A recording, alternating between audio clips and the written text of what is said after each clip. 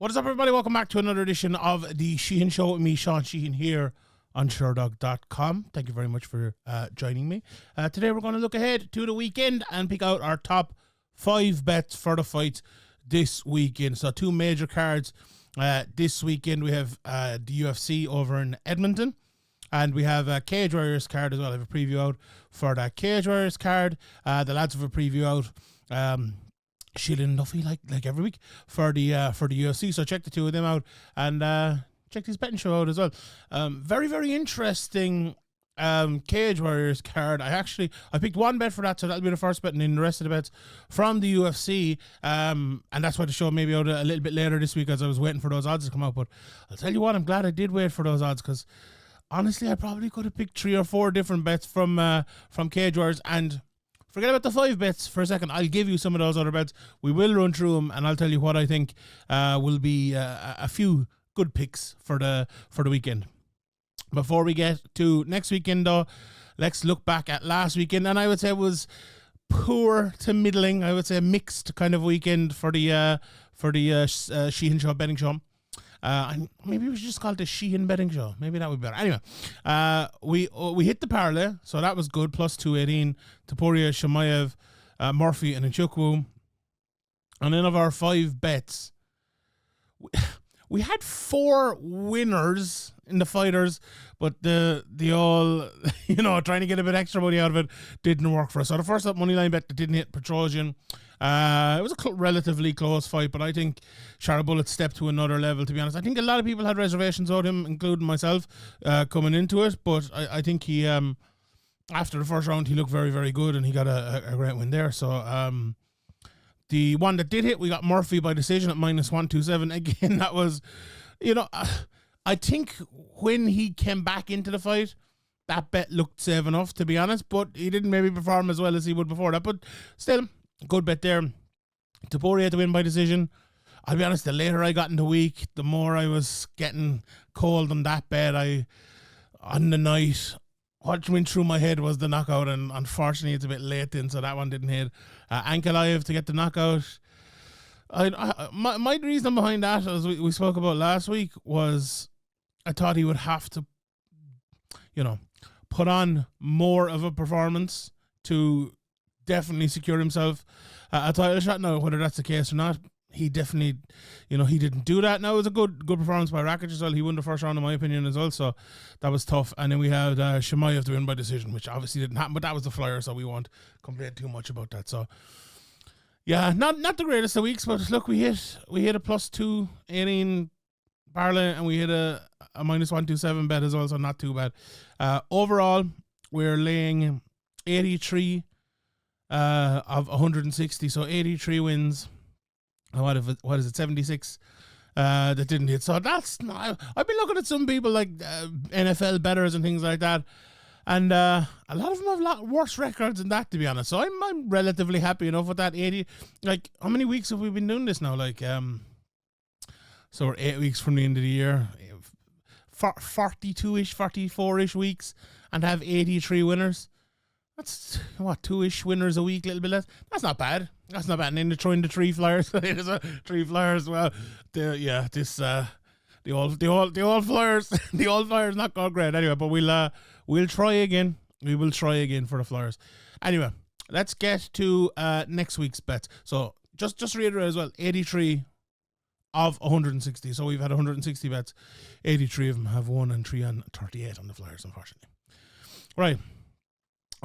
Let's look ahead to the weekend, and the first bet I'm going for is over in Cage Warriors, and it was one that really stuck out to me.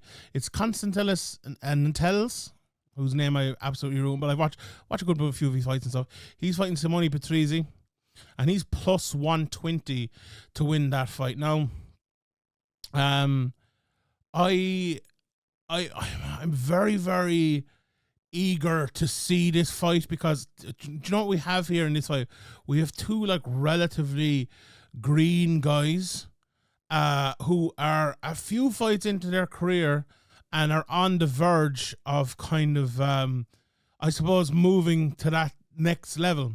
Patrizi 7-2, Ntelis is 8-3, which is, obviously relatively similar there.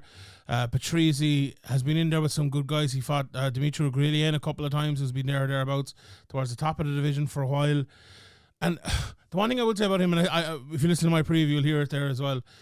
He is one of these fighters who never give up, right? He's not, by no means, there's no fear in him or anything like that.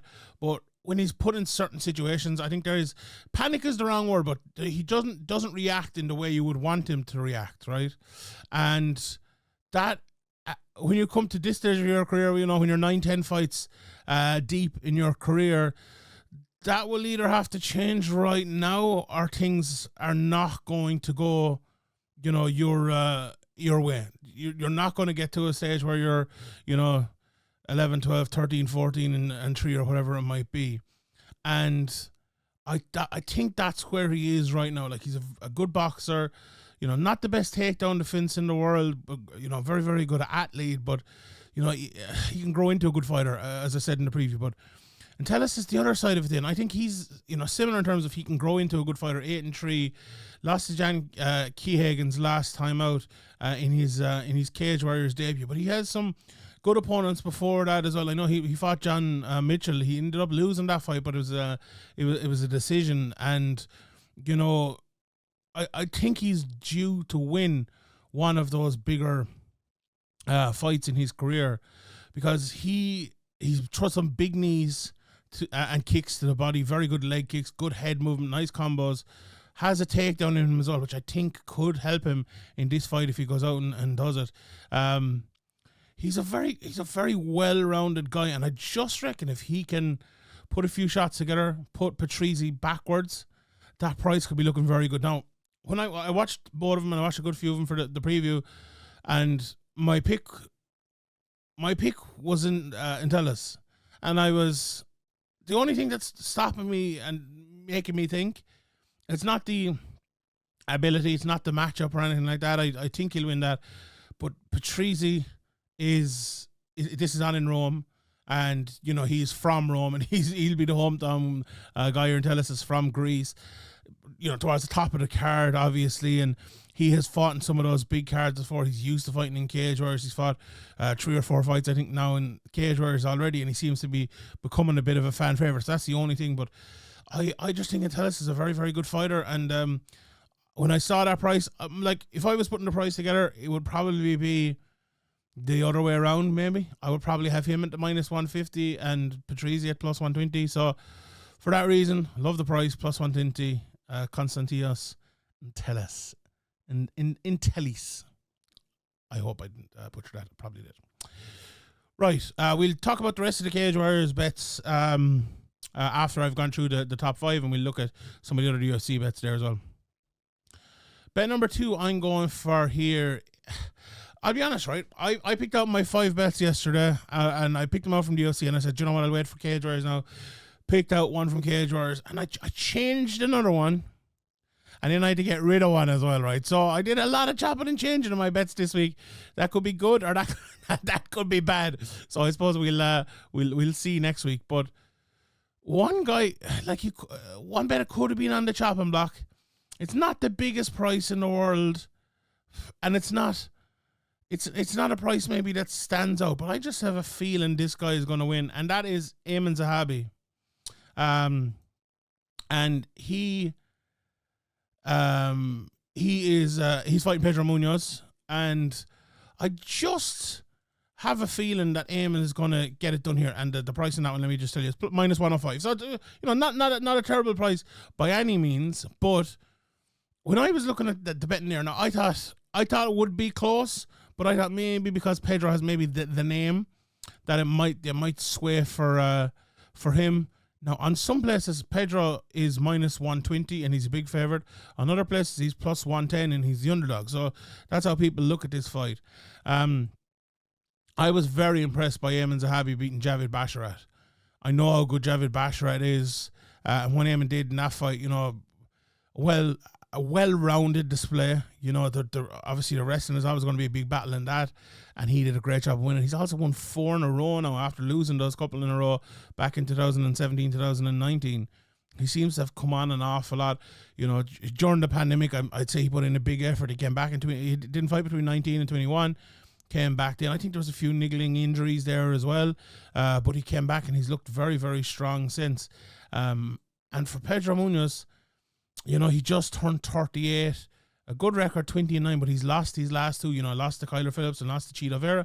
No shame in that. But I think, you know, that Kyler Phillips, not to do like the horse handicapping year on it or anything like that, but that Kyler Phillips lot probably looks worse now than it did before. Like, Kyler Phillips didn't perform that well last time out. And, you know, the only win he's had in the time we're talking about Aiemann Zahabi is Chris Gutierrez. Now, he beat Jimmy Rivera back in 2021, but, you know, he's lost a lot of those big fights to Sterling, Edgar, Cheeto, Cruz, Aldo. And no shame in losing any of them, don't get me wrong.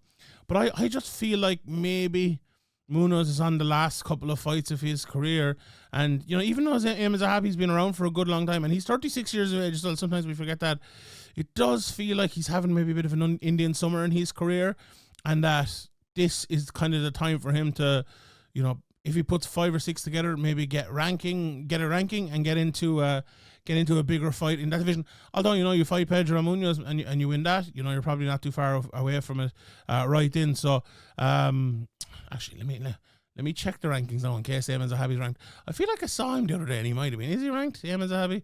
No, he's not ranked yet, and neither is Pedro. So, but again, I said you win that fight and you do get there. I think he's wrestling might play a factor here. But I also think he's a really good guy, kind of staying safe in the striking and using his, you know, technical ability. And especially against a guy like Munoz, you know, who had a few knockouts earlier in his career, but not as, you know, is not the biggest knockout artist in the world. 5 knockouts in 31 fights.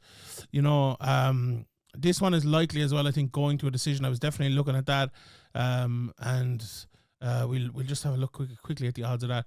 So the fight to go to a decision is minus 350, which isn't an amazing price, obviously, but Zahabi to win the decision is plus 120. Now, I did look at that and said, is it big enough of a difference between plus 105 and plus 120? I'll be honest, the reason I went for the minus 105 is that I'm not exactly sure where Munoz is, right, in terms of, I think Zahabi will win either way, right, but what if Munoz is, for the first time, he kind of shows this is maybe the beginning of the end of his career, and maybe Zahabi will be able to get a finish. So I don't know if it's worth the risk to change from Zahabi to win straight up money line at minus 105 to plus 120 to win by decision. So I left that. So that's the first UFC bet of the week. Aiemann Zahabi to win over in Canada. The next bet is Erin Blanchfield to win at minus 130. And I have, there's 2 very simple reasons why I'm picking Erin. Well, 3 maybe. I think the fact that she is coming off of the loss to Manon Fiorot, and I'll be honest, right, and I think a lot of people have to be honest as well, I don't think anyone expected that fight to go the way it was, where, you know, there was people roaring fraud check and all at Erin Blanchfield. And it was not a good display by her. She was taken apart and shown to be a far inferior fighter to Manon Fiorot. Now, Manon Fiorot, is she just that good? That's an argument as well. But either way, all right, there's a great saying that my guy Dave Portnoy says over in Barstool, what is it? The hungry dog runs faster. And I feel coming into this, you know, we're talking about Rose, and, you know, she's saying like, I wouldn't like to take that title shot over Fiorot. And I've been there before, and, you know, Blanchfield hasn't been there before. I'm sure if she could overtake Fiorot and take the shot, she'd absolutely love that. Like, she wants it. She's really fighting for this. And, like, I think that is a positive factor for her. The other 2 things, I don't think, and maybe we can kind of meld them together. First of all, I don't think Rose is as good at 125, and I think for 2 reasons. I don't think she has as much power, and I think she can be got to in terms of maybe her strength. And now it hasn't really been shown up a whole pile yet. Now, look, she was in there with Fiorot and lost, and there's no shame in that. And obviously, you know, after losing that fight to Carla Esparza, she moved up weight. She beat Hebas and beat Cortez, and it wasn't really a factor in that. But I just wonder, with what I said about, you know, the hungry dog in Erin Blanchfield, if she does push her forward, if there is a lot of clinches, will she be the one who can maybe expose that a little bit? Now, Erin Blanchfield is not the biggest in the world, but she is more, her body type is better suited, I think, for 125 than Rose Namajunas is, and I think that will be a factor here too. Now, look, if Erin Blanchfield decides to have a striking match with Rose and, let her jab her up and let her stay on the outside, it's going to be bad news. There's no doubt about it. And I think that, that minus 130 price will be looking very bad very quickly. But I just have a feeling that Blanchfield is going to make it tough on Rose. Whether, and I'm not saying it's going to be completely like push her against the cage, pull her down the ground, win like that. Because Blanchfield, in her previous strikes, in her previous fights, she has done, obviously bits of both, and she's a couple of knockouts in her career, and obviously a lot of submissions as well, and beat Talia Santos, via decision, which was a great win, and obviously choked out Jessica Andrade, well able to fight on the ground, and made mincemeat of Molly McCann. So that's obviously going to be a big part of it, and should be a big part of it. But I think she has to make Rose pay on the feet as well. Don't get into like a striking matchup with Rose, but definitely strike with her at times. Throw your big shots. Even if you're going to eat one, you have to do it. And I think you have to do that as well to kind of get the mental side right from the previous fight. So I think the pick is Erin Blanchfield. I'm looking forward to seeing the fight. I'm looking forward to seeing how she performs. And again, after you have a loss like she had, it's massive. It's really, really massive in her career. And I know she has lost before to Tracy Cortez and Invicta back in 2019, but, very different fighter back then. Very, very different fighter back then. And I'd be interested to see how she fights here. But yeah, that minus 130, I just think the questions about Rose Namajunas aren't fully answered yet. We've had some questions about Erin Blanchfield answered, but I think the adjustment with those answers could be beneficial. Right. Let's touch on the next bet. And that will be the under 1.5 rounds. Can you guess which fight it is? It's Lewis and Diniz at minus 150. Pretty surprised, honestly, that this was that price. I've been very, very impressed with John and Diniz in certain ways. Watching him fights. Obviously, he's 7 knockouts and he's 8 career wins. His only decision was his last fight out. But if you look at all the fights before that, the 7 fights before it, they all would have satisfied our round and a half under bet. So that's good. And Derrick Lewis, look, we all know what Derrick is about.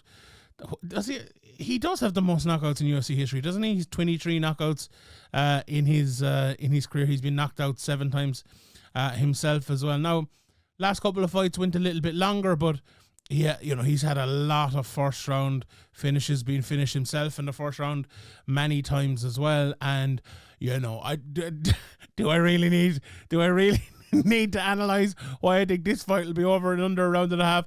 I don't think I probably do. Like Diniz coming over from obviously doing a bit of kickboxing, this is a big step up for him.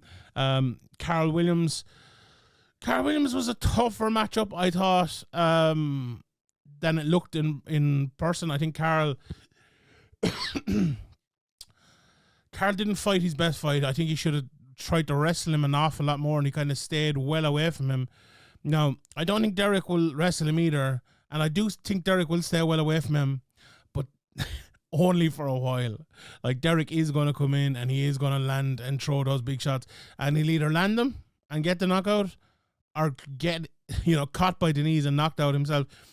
The one thing I would say about Derrick Lewis is whenever he fights a more technical fighter than him, he always gets knocked out. Always, right? Let's have a look. Pavlovich knocked out, Tuivasa knocked out, Cyril Gane knocked out, Junior Dos Santos knocked out. Right? There's a couple more guys in there. Obviously, Daniel Cormier wasn't able to knock him out. No doubt about that. Mark Hunt knocked him out. And he won a few as well, like Francis Ngannou and Volkov and stuff like that. But, we know what Derrick Lewis is, right? We absolutely know it. The question for me is Diniz as good a technical boxer as some of them lads, and will we be able to knock him out? I don't know. I really don't know. I I don't know who'll win this fight, but I think I do know is one of them will get knocked out early. So that's the bet. Under a round and a half at -150. -150. Right, those are our top 4 bets. Now, so we all know that the Flier hasn't been going great, right?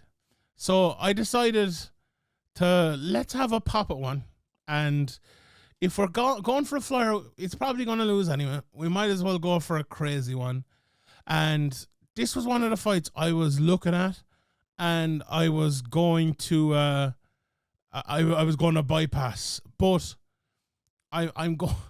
This is crazy, right? So I'm going for Jasmine Jasudavicius to win via knockout, TKO at +900. Okay, right. So the reason I've gone for this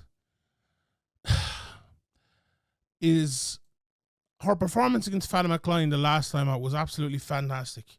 You know, she took Fatima down and she beat her up. And, you know, anyone who knows Fatima Klein is one of the best up-and-coming fighters, obviously outside of the UFC. And I think Jasudavicius is someone who, again, she's 35 years of age, but I think she has been steadily improving over the last while. And I think she's lined up for maybe a sort of a big win. Now, she's fighting Ariane Lipski, who, I'll be honest here, if Ariane Lipski shows up and fights her best fight, I actually think Lipski will win this fight, right? So if you were to give me a money line, I was looking at that as well. Let me just check it here again. Lipski is +185. I'll be honest, if I was going for a money line bet on those prices, Jasudavicius is -225, I would go for Lipski, to be honest, right? Because I think Lipski is actually a better fighter when she shows up. The problem is, I don't trust Lipski to draw up. Now, I've been fooled before. Like, Lipski lost to Priscilla Cachoeira and got knocked out in a minute, right? She got knocked out by Montella De La Rosa, you know, TKO. She's been knocked out 4 times in her career. You know, Molly McCann beat her. You know, Antonina Shevchenko knocked her out. So, I think as well, Jasudavicius is in Canada. Obviously, Lipski is traveling over to Canada. There's going to be a big crowd there.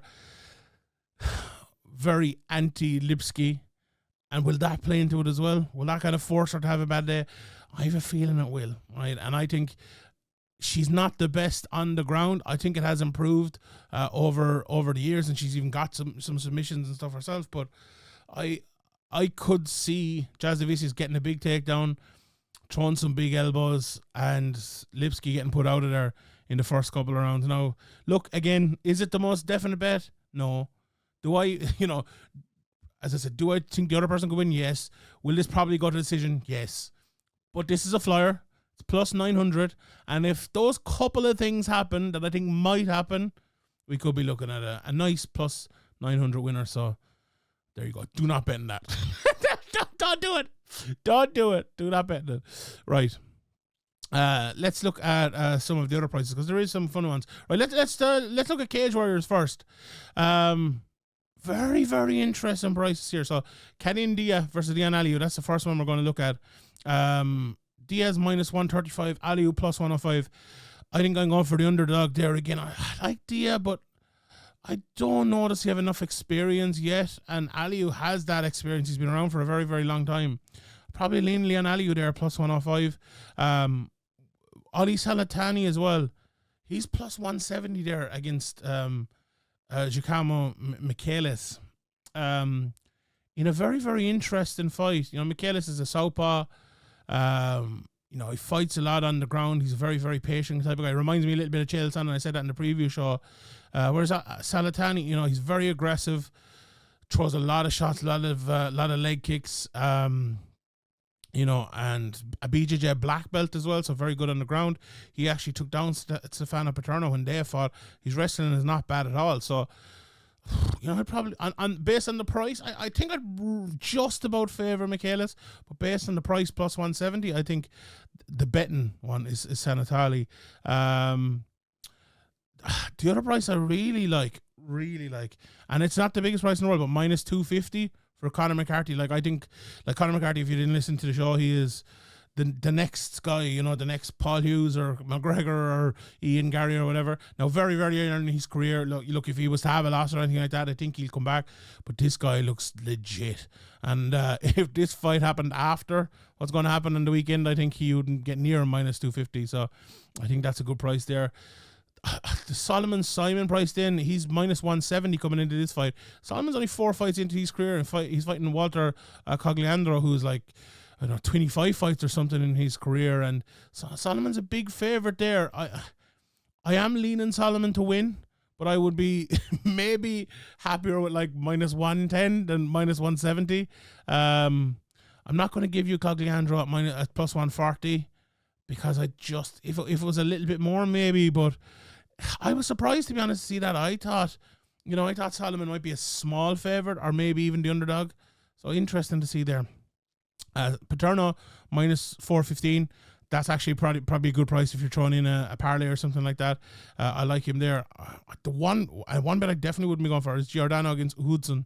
Minus 900 for Giordano. I think Hudson is very dangerous at plus 600. Now, am I picking him to win? No. And would I even give you that bet? Probably not. But I wouldn't be that minus 900. Absolutely not. No, I'd be avoiding that like the plague. And those are probably the big ones from Cage Warriors. Let's turn over to the UFC now. We spoke about the prices on Jasudavicius and Lipsky, plus 185, minus 225 for Jasudavicius. Zahabi, minus 105 best price, plus 110 best price on Pedro Munoz. Interesting one there. Jordan against Victor Henry, minus 120 best price on Jordan. That was one of the bets I was looking at as well. Victor Henry plus 122. Honestly, two guys that I don't know, can you always trust them either? Like, that's two of those guys like that I would nearly bet against. If I could bet against both of them, I don't know. Let's see what price the finish is there. Fight doesn't go to a decision, plus 190. I like that. I think that's probably good, yeah. I'll be honest, so the bet I did take out was Jack Shore at plus 220 against Yusuf Zalal. Now, you know, this might be one of those y'all must have forgot moments here if Jack Shore pulls this out, because there's no way in the world that Jack Shore would have been this price against almost anyone who wasn't like ranked very highly only you know, a couple of fights ago. You know, he's had a tough time of it. Look, he's lost 2 of his last 3 to Ricky Simon and Brito, and that Brito one, you know, it was the doctor stoppage and was a bit debatable, I suppose. If memory serves me well, which memory might not serve me well. Now, don't quote me on that one, but again, the hungry dog runs faster. Yusuf Zalal has won 5 in a row. You know, has the quality been there that Jack Shore has faced? No. Like, he lost a few fights. Obviously, he lost Ilya Taporia. There's no shame in that, but he lost to Sean Woodson. He lost to Chai in there as well. Yeah, I like Zalal. A lot of submissions in there. I don't think he's going to be submitting Jack Shore, even though he did get submitted by Ricky Simon, as we like to call him. I'm going to lean Jack Shore. I'm going to go with the Welsh boys. My across the sea brother. I'm going to go with Jack Shore now. And that price as well, you can't ignore that price. Plus 220, that's too much. Zalal minus 250, don't like it. Romanov against Nascimento, pick 'em fight there, kind of plus 100, minus 105. I'll go for Romanov in that one. Arnfield is the underdog against CD. I do like CD. I'll go for him in that one. Yeah, let me see. Is there any of the other fights? Okay, so the main event, obviously. We'll get to the main event in a second, actually. We'll run through a few of the other ones first. Malott and Trevin Giles. Malott minus 250. I think he'll win, but I don't know. Do I like him at that? Barry Alt is a favourite as well, minus 195 best price. Again, I don't know. Do I trust him? I don't think Stuffles is amazing though, so I will go for Barry Alt in that one. I like how Machado is the favourite there, minus 155 against Ribeiro. And then obviously we talked about Lewis and Diniz, but the straight up price is Lewis plus 150, Diniz minus 170, which I think is just about right, maybe. But having said that, like, you know, Derrick might be the guy. Derrick might be the guy in there. As I said, though, I like the under 1.5 rounds in this. And in the Blanchfield, Namajunas fights minus 130, best price from Blanchfield. Namajunas plus 116. This fight, I like it to go. Is this 5 rounds, actually? I just realized this is 5 rounds. God almighty, I don't know. This one to go to decision, minus 250, plus 180 for the fight doesn't go to decision. I think that the 5 rounds hasn't changed my view on who I think will win. I still think Blanchfield will win, but you know, maybe a little bit closer now than that suggested, and I don't think there's a big standout other bet in there. So the main event, Albazi Moreno.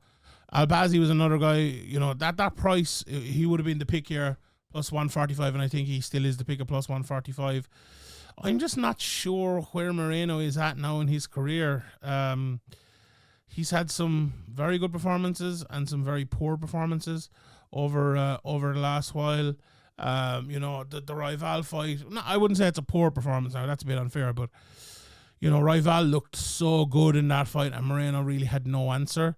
And I think Albazi is the type of guy as well who can dominate a fight, you know, who can keep you on the end of what he's doing for long periods.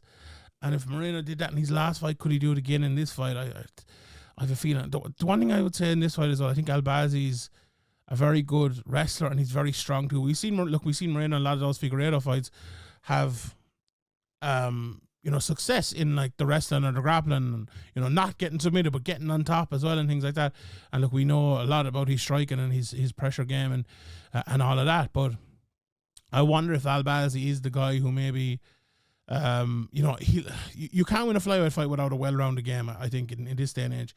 But I wonder, will the wrestling be a part of it for Albazi? You know, he's a real submission threat as well, 9 submissions in his career. You know, only a couple in the last while, but and only a couple in the UFC. But I wonder, I don't think he'll end up finishing him, but I do think he is. To me, he's my favourite for this fight. He's not the favourite on the betting line, but there you go. Right, that is it, everyone. Let's recap the bets. I'm going for the first bet, plus 120 over in Cage Warriors, Konstantinos Ntelis. And then in the UFC, Aiemann Zahabi, minus 105, minus 130 for Blanchfield. The under, round and a half for Lewis Diniz at minus 150. And in the mad, plus 900, Jasudavicius wins by knockout Flier. All right, everyone. Thank you very much for tuning in. I really appreciate it.